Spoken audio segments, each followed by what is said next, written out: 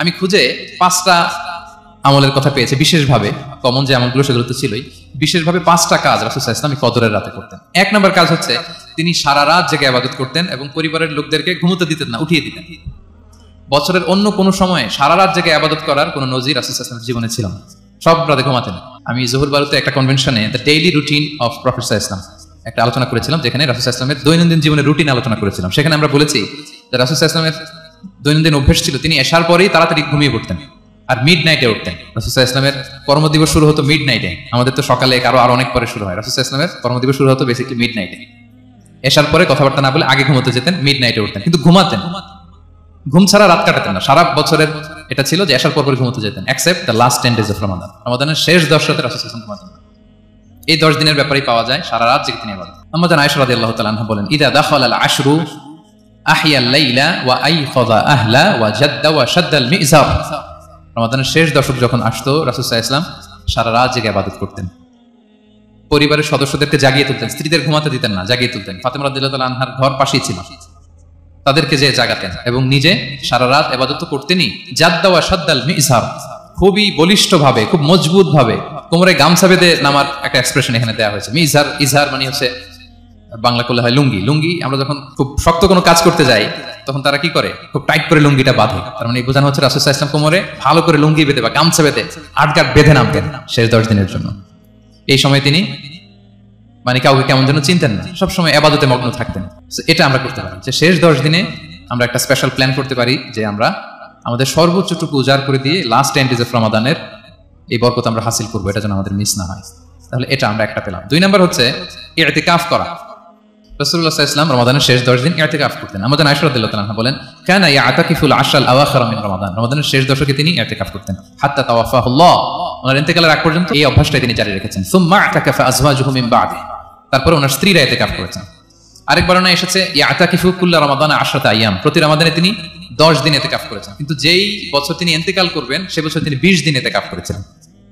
প্রতি রমাদানে 10 দিন, আর যে বছর ইন্তেকাল করবেন সে বছর কয় দিন?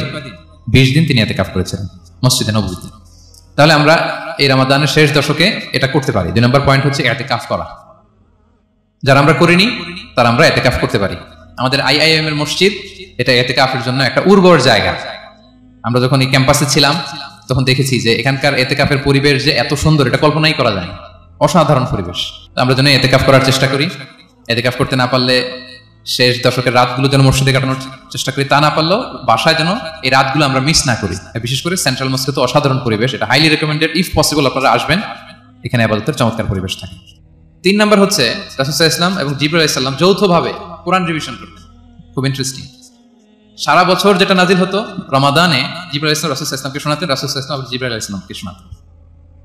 সহিহ বুখারীর বর্ণনা, কানা জিবরিলু ইয়ালখাহু ফি কুল্লি লাইলাতিন মিন রমাদান ফায়ুদারিসুল কুরআন। রমাদানের প্রতি রাতে এসে রাসূল সাল্লাল্লাহু আলাইহি ওয়াসাল্লামের সাথে কোরআন মুদারাসা করতেন। সহিহ মুসলিমের বর্ণনায়, আন্না জিবরিল কানা ইউআরিদুহু বিল কুরআন কুল্লা আমিন মাররা। প্রতি বছর রমাদানে একবার শোনাতেন বা শুনিয়েছেন, যে বছর তিনি ইন্তেকাল করবেন তিনি 2 বার শুনিয়েছেন। আরাদা ইউআরিদু মানে এটা ফ্রম বোথ সাইড। আরবি শব্দটা এমন যে জিবরাইল আলাইহিস সালাম শোনাতেন, এরপর রাসূল সাল্লাল্লাহু আলাইহি ওয়াসাল্লাম জিবরাইল আলাইহিস সালামকে শোনাতেন, কোরআন রিভিশন করা। তো এই শেষ দশকের রাতগুলোতে আমরা যেন বেশি বেশি কোরআন পড়ি। কোরআন তেলাওয়াত, কোরআনিক রিসাইটেশন হতে পারে, কোরআনের অর্থ পড়া হতে পারে, তাদাব্বুরে কোরআন হতে পারে, কোরআনের হালাকায় জয়েন করা হতে পারে। ইন ইটস এনি ফর্ম আমরা যেন কোরআনের সাথে অ্যাটাচমেন্টটা বাড়াই লাস্ট 10 days অফ রমাদানে। 4 নাম্বার কিয়ামুল লাইল করা। রাসূল সাল্লাল্লাহু আলাইহি ওয়াসাল্লাম কিয়ামুল লাইল করতেন এবং কিয়ামুল লাইল শব্দটাকে রাসূল সাল্লাল্লাহু আলাইহি ওয়াসাল্লাম কদরের সাথে জুড়ে দিয়েছেন। সহিহ বুখারীর বর্ণনায় তিনি বলেছেন, মান কামা লাইলাতাল কদরি ঈমানা ওয়া ইহতিসাবা গুফিরা লাহু মা তাকাদ্দামা মিন যামবি। কদরের রাতে যে কিয়ামুল লাইল করে বিশ্বাস নিয়ে এবং নাজাতের প্রত্যাশা নিয়ে তার পূর্বের সমস্ত গুনাহ আল্লাহ তাআলা ক্ষমা করে দিবেন। তাহলে কিয়ামুল লাইলটা রাসূল সাল্লাল্লাহু আলাইহি ওয়াসাল্লাম বিশেষভাবে কদরের রাতের সাথে সম্পৃক্ত করেছেন। আমরা যেন প্রতি রাতে কিয়ামুল লাইল করি, লম্বা সময় যেন দাঁড়িয়ে থাকি, লম্বা সময় কোরআনিক রিসাইটেশন করি দাঁড়িয়ে থেকে, লম্বা সময় রুকু, লম্বা সময় সিজদা, স্পেশালি সিজদা। আখরাবু মা ইয়াকুনুল আবদু মির রাব্বিহি ওয়া হুয়া সাজিদ ফাআকসিরু ফিহি দুআ। বান্দা যখন সিজদায় থাকে আল্লাহ সবচেয়ে কাছে থাকে। তো আমরা তো আল্লাহর সবচেয়ে কাছে যেতে চাই এই ক্রিম টাইমটাতে, কি বলেন? আমরা যেন লম্বা সময় সিজদাতে থাকি। কিন্তু আমাদের অনেকের যেটা হয়, নামাজে তাড়াহুড়ো, অনেকের সব ব্যস্ততা যখন নামাজে দাঁড়াই এরকম হয়ে যায়। রাসূল সাল্লাল্লাহু আলাইহি ওয়াসাল্লামের সালাত যদি আমরা খেয়াল করি, বিশেষ করে কিয়ামুল লাইলে এত যে সুন্দর ছিল। আম্মা জান আয়েশা রাদিয়াল্লাহু তাআলাকে জিজ্ঞেস করা হয়েছিল যে হে আম্মা জান, রাসূল সাল্লাল্লাহু আলাইহি ওয়াসাল্লামের কিয়ামুল লাইল কেমন ছিল, কিভাবে কিয়ামুল লাইল করতেন? আমাদের আয়েশা দেখেন ওনার এক্সপ্রেশনটা কত সুন্দর, তিনি বলেছেন ফালা তাসআল আন হুসনিহিন্না ওয়া তুলিহিন্না, রাসূল সাল্লাল্লাহু আলাইহি ওয়াসাল্লামের কিয়াম যে কত সুন্দর ছিল, কত লম্বা ছিল, আমায় জিজ্ঞেস করুন, আমি বলতে পারবো না। আমরা অনেক সময় যখন খুব বেশি চমৎকার কিছু হয় তো আমরা কি বলি, ভাই এত সুন্দর ছিল আমি বোঝাতে পারবো না, এরকম বলি না যে এত অসাধারণ আমি বলে বোঝাতে পারবো না। বাংলাতেও কিন্তু আমরা বলি এত চমৎকার বলে বোঝাতে পারবো না, শব্দের গুণনে ভাষার গুণনে আমি ফুটিয়ে তুলতে পারবো না।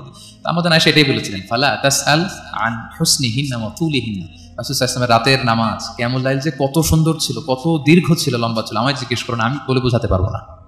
সুবহানাল্লাহ আলহামদুলিল্লাহ। আমরা যেন লম্বা সময় কিয়ামুল লাইল করি। আমাদের আয়েশা রাদিয়াল্লাহু তাআলা আরো বলেন কানা ইয়াকুমু মিনাল লাইলি হাত্তা তাতাফাত্তারা কদামা, এত দীর্ঘ সময় দাঁড়িয়ে থাকতেন, থাকতে থাকতে ওনার পা ফুলে যেত, পা দুটো ফুলে যেত। আপনিও দীর্ঘ সময় দাঁড়িয়ে দেখেন যে পায়ে ঝিম ধরে যাবে, পা ফুলে যাবে, এটা করতেন রাসূল সাল্লাল্লাহু আলাইহি ওয়াসাল্লাম। তো আমাদের আয়েশা বলেন ইয়া রাসূলুল্লাহ লিমা তাসনাউ হাদা ওয়া ক্বাদ গুফিরা লাকা মা তাকদ্দামা মিন যামবিকা মা তাআখার, আপনি এত কষ্ট কেন সহ্য করেন নিজের দেহের উপরে, আপনার তো আগের পরের সব গুনাহই মাফ।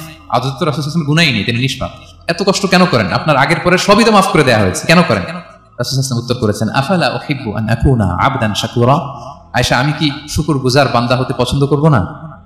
আল্লাহ তাআলা আমাকে তার রহম এবং করমে সব মাফ করে দিয়েছেন, কিন্তু আমি কি শুকরগুজার হব না? আমি কি আমার রোলটা প্লে করব না? আমি কি নিজেকে সঁপে দেব না আল্লাহ তাআলার কাছে জায়নামাজে? তো এটা ছিল সংক্ষেপে রাসূল সাল্লাল্লাহু আলাইহি ওয়াসাল্লামের কিয়ামুল লাইলের ধরন, এভাবে তিনি দীর্ঘ সময় কিয়ামুল লাইল করতেন। আমরা যেন এটা করি। 5 নম্বরে রাসূল সাল্লাল্লাহু আলাইহি ওয়াসাল্লাম দোয়া করতেন, এই কদরের রাতগুলোতে খুব বেশি বেশি দোয়া করতেন। দোয়া নিয়ে আমরা একটা জুমার খুতবা দিয়েছিলাম, সেখানে আমরা বলেছিলাম যে দোয়া হতে হবে খুব আন্তরিক দোয়া, রোবোটিক দোয়া যেন না হয়। আপনার আবেগ, ভালোবাসা, মনের মাধুরী মিশিয়ে, চোখের পানি মিশিয়ে, অশ্রু সিক্ত করে এই দোয়াটা করতে হবে, তাহলে সেই দোয়া আল্লাহর কাছে কবুল হবে। আমরা যেন আমাদের ভাব, আবেগ সব ঢেলে দিতে পারি আমাদের দোয়াতে, আমাদের সিজদায়, আমাদের কিয়ামুল লাইলে, এবং যে কোনো ভাষায়। কোরআনিক দোয়াগুলো রেকমেন্ডেড, হাদিসের মাসুরগুলো রেকমেন্ডেড। তাছাড়া আপনার নিজের ভাষায় আপনার কি চাওয়া, আপনার কি আকাঙ্ক্ষা, আপনার মনের কষ্ট, যাতনা সবকিছু আপনি আল্লাহ তাআলার কাছে পেশ করুন। এবং আমাদের আয়েশা জিজ্ঞেস করেছিলেন ইয়া রাসূলুল্লাহ আমি যদি কদর পেয়ে যাই আমি কি বলবো এ রাতে, মা আদউ, কি দোয়া করব? রাসূল সাল্লাল্লাহু আলাইহি ওয়াসাল্লাম বললেন তাকুলিন, আয়েশা তুমি বলবে আল্লাহুম্মা ইন্নাকা আফুউন তুহিব্বুল আফওয়া ফাআফু আন্নী। আয়েশা তুমি যদি কদরের রাত পেয়ে যাও এটা বলবে, হে আল্লাহ আপনি ক্ষমাশীল, আল্লাহ আপনি ক্ষমাকে পছন্দ করেন, আল্লাহ তাই আপনি আমায় ক্ষমা করেন। হে আল্লাহ আপনি ক্ষমাশীল, আপনি ক্ষমাকে পছন্দ করেন, আল্লাহ আপনি আমাকে ক্ষমা করেন। এই দোয়াটা আমরা যেন বেশি বেশি করি। আমার সাথে সাথে সবাই একটু পড়ুন মেহরবানি করে। আল্লাহুম্মা ইন্নাকা আফুউন তুহিব্বুল আফওয়া ফাআফু আন্নী। আল্লাহুম্মা ইন্নাকা আফুউন তুহিব্বুল আফওয়া ফাআফু আন্নী।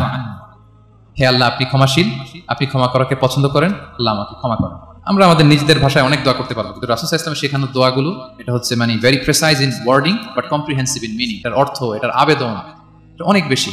আমি অনেক 10টা-20টা বাক্য বলে এত সুন্দর কথা মিলাতে পারবো না। রাসূল সাল্লাল্লাহু আলাইহি ওয়াসাল্লাম যেটা শিখিয়ে দিয়েছেন, আগে আল্লাহর প্রশংসা করলাম, আল্লাহ আপনি ক্ষমাশীল, আবারও প্রশংসা, আল্লাহ আপনি তো ক্ষমা করাকে পছন্দ করেন, যেটা আপনি পছন্দ করেন না ওইটা তো চাচ্ছেন, যেটা আপনার পছন্দ, যেটা আপনি করতে ভালোবাসেন, গাফিরিয যামবি ওয়া কাবিলিত তাওব, আপনি ক্ষমা করাকে পছন্দ করেন, তওবা কবুলকে আপনি পছন্দ করেন, তো সেটাই তো চাচ্ছি আপনার কাছে, আপনি আমার তওবা কবুল করুন, আল্লাহ আপনি আমাকে ক্ষমা করুন।